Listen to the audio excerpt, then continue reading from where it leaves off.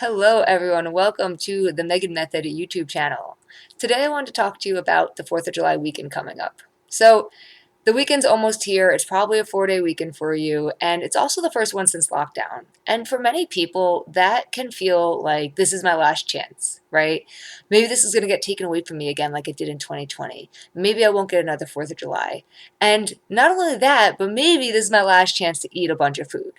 And so today I want to talk to you about why that's not the case. First, I'm going to go into a backstory though. If you don't know anything about me, if you've never been on my YouTube channel, I for about 6 years, I was eating emotionally and I was binge eating and I was hiding food and trying to out exercise my eating habits and do 2 hours of cardio all the time. And and it took a lot of understanding about my habit, about my psychology around food, and understanding my belief system, and learning to trust my body again to overcome those things. And that's what I teach people now. So, here is my story about 4th of July. My dad and stepmom, Lorraine, have always hosted an amazing 4th of July party. I mean, lots of friends and family, there's a pool in the backyard, and there's tons of food. And when I say tons of food, I mean tons of food.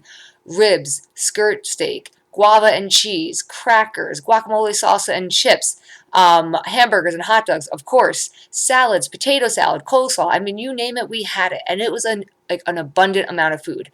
Not only that, but my stepmom is an amazing cook. I mean, this is the woman where you ask her for the recipe and she's like, I don't have a recipe. I just did a dash of this and a little bit of that. And bam, it's the best skirt steak you've ever had in your life. And you never even want to eat out again because she cooks so well. So that's what I was growing up with and what was around me was this amazing food. And come 4th of July weekend, I was excited. I was like, oh yeah, this food's happening. I can't wait to eat it. But I had a binge eating habit and an emotional overeating habit. And so the week or two leading up to 4th of July, I'd be in my head, how can I handle the food? I know I want to eat it all, but I'm trying to lose weight. What will I do? And sometimes I would like starve myself for the day beforehand to make up and save calories for 4th of July. And sometimes I wouldn't. But I was always nervous and I was always afraid of overeating. And I also overate like every single time. And what would happen is that I would be so excited about the food and get so in my head about it that I never slowed down. I never listened to my body. And I'd literally show up to this party and eat from the time I got there to the time I left. I mean, just take a bite here, take a bite there, take a bite everywhere. There was always a plate of food in my hand, and it stopped me from doing things I loved. It stopped me from swimming in the pool because I felt bloated and disgusting in my bathing suit. It stopped me from having energy to interact with people and have fun. I still had fun, but I definitely had low energy and I also had lower self-esteem because everybody's watching me eat, right? Or at least that's what I thought. I figured like everybody saw me go to the table for like the 50th time to get another scoop of guac and chips or another rib or another piece of skirt steak or another hamburger. Um, and so that was my relationship with food and like every 4th of July for a good 6 years while I was binge eating and eating emotionally. And if you're going through that or if you've gone through that before, I'm here for you. That's what I do. I want to support you so that way you're not alone in changing this habit and overcoming this way of eating so that way you can live your life and not fear parties and celebrations. So it wasn't until I learned and realized that I don't need to beat everyone to the food and scarf it down really quickly. That's when I started listening to my body, right? But because before that, it felt like this is my last chance, or if I don't get some now, it'll be gone. And I really want some. And it wasn't like just have some. It was like I'm the reason that nobody else got any because I was finishing it all. And it's not necessary to go to that extreme. You can totally have the food you love and eat them at the 4th of July celebration and barbecue or any time of the year for whatever reason that you want without having to go overboard and overeat it because it feels like your last chance because tomorrow's Monday and you have to be healthy tomorrow, so this is your chance to indulge like crazy. And it wasn't until I stopped telling myself and believing that this was my last chance before having to be healthy that I was actually able to stop overeating without feeling deprived. Because I tried to stop overeating for a long time, but I always felt deprived. Like this isn't fair, everybody else is eating and stuff like that. But it wasn't really me not overeating. It was like deprivation, right? Instead of just not overeating, I was telling myself I couldn't have this food.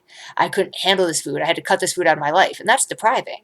And so we want to create this healthy relationship with food so that way you can actually eat the food you love, whether it's French fries and hot dogs and hamburgers, with salad and stuff like that if you like salad, and just focus on not overeating it. Don't get to that point where you have food coming up to your throat and you feel disgusting and bloated in your body and you can't enjoy your life.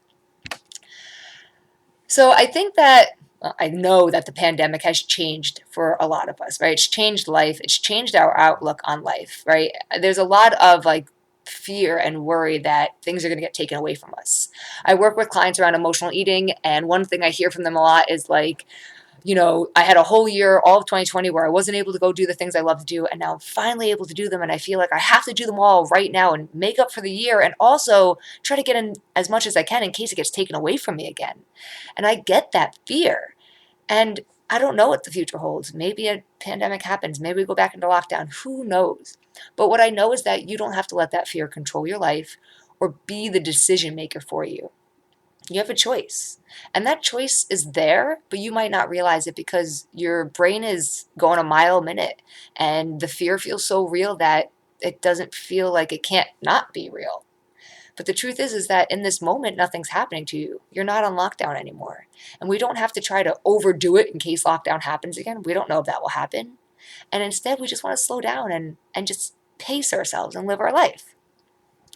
So with the 4-day fun weekend coming up for 4th of July and barbecues and all the food that you might be surrounded with, right? Let's take a deep breath together right now. And let go of all the fear. Let go of the fear and worry about, can I handle all the food at the party? What will I eat? How much will I have? Will I count calories? What are people going to think about me? Should I wear this? Should I wear that? If I wear that, are they going to call me out for having fat rolls? Let it all go, because none of it really matters, and you're just creating a lot of fear, and you're feeling that fear. And then you might go react to that fear by going to eat right now on Wednesday when it's not even 4th of July, when you know you're going to go indulge this weekend and have plenty of food. So we don't need to go and eat a ton of food right now when you're not even hungry, just to try to find comfort from the fear that we're creating from our own thinking about 4th of July weekend.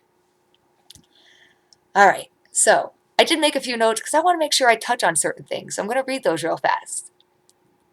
Okay, this is not your last chance. I know I've said that a lot, but it's just something that I said to myself so much. I mean, all 6 years of binge eating and emotional eating, it was like, this is my last chance. I have to go crazy. I have to eat all the food because Monday's my time to be healthy again. So what I want you to do is not worry about all that and just try to slow down and listen to your body. Notice how your body feels. If you feel stuffed, stop eating. I know that, and I know this from experience, that's so much easier said than actually done, because we get caught up in our thinking and it really feels like our last chance because we've deprived ourselves and cut out food before. And so why wouldn't that happen again? So this might be my real last chance. So now I got to go eat all the food. But I ask that you just practice, experiment, and try to slow down and truly listen to your body. You can and will eat more again soon, probably later today when you get hungry. So you don't have to finish it all now. If you're eating a bag of chips right now while you're watching this and you realize you're not even hungry and you're full, just stop, wrap up the bag, put it away. It's there. It will be there in 2 hours when you get hungry again, and you can have more of it. You don't have to stuff yourself now, and that goes for now, tomorrow, the next day, or 4th of July weekend. And so I know that the pandemic has led us to think like a lot of things are going to get taken away from us. And while the pandemic has stopped a lot of things, let's be honest, it hasn't stopped food.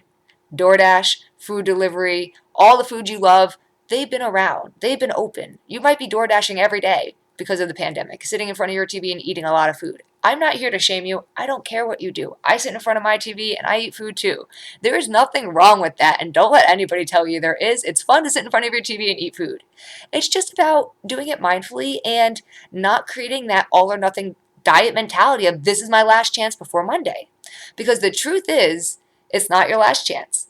And you have 52 Mondays in a year. You have 52 weekends in a year. So we don't have to go every weekend and go crazy on food and indulge, and then say, I'm going to start fresh on Monday. We don't have to do that 52 times a year, because that's what's getting in the way of weight loss, is that belief and the overeating that happens on the weekend and then the deprivation that happens all week long. So you can, and I know this from experience, and I know it's possible for anybody, no matter how crazy of a relationship you have with food, and now no matter how much you might be eating right now, you can have a healthy relationship with food. You can learn to trust and listen to your body again around food while still enjoying the food you love. You don't have to cut out a food group. You don't have to say this is my last time to have carbs or sugar. You're allowed to eat fried food, and you're allowed to have dessert. You're allowed to live your life.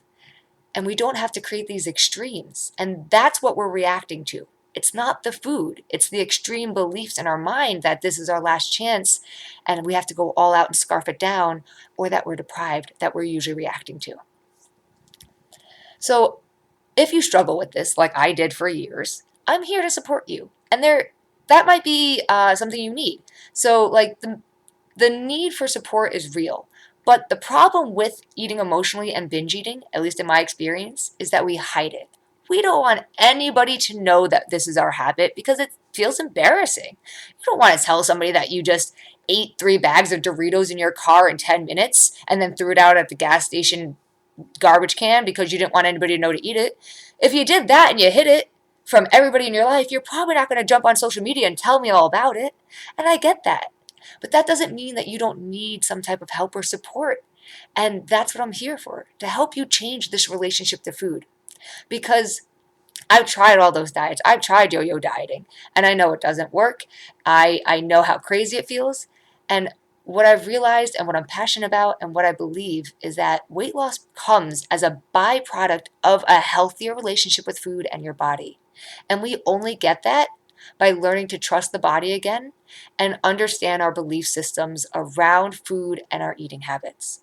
So if you need help with that, reach out to me, comment below the video. I have a membership site where it's a safe environment where you can open up about your eating habits and you will not be judged because everybody in this environment does the same thing and they're all trying to overcome this habit. And that's what we do in that membership. So if you need more help, let me know. I hope you have a wonderful and happy, fun 4th of July. Be safe. If you drink, do your best not to drive. Just don't drive, actually. Don't do your best. Just don't drive. And get an Uber, whatever you have to do. Just be safe. And I hope you have a wonderful 4th of July. I'll talk to you soon.